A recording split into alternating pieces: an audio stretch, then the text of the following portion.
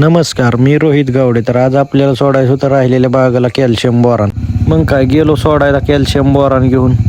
एका प्लॉटला सोडून मग गेलो दुसऱ्या प्लॉटला सोडाय. तर कालच्या व्हिडिओमध्ये आपण कॅल्शियमची माहिती घेतली होती. तर आजच्या व्हिडिओमध्ये बोरानचे कार्य काय असतं ते सांगणार आहे. माझ्या यूट्यूब चॅनलची स्टोरीला लिंक टाकलेली, ती जाऊन बघा.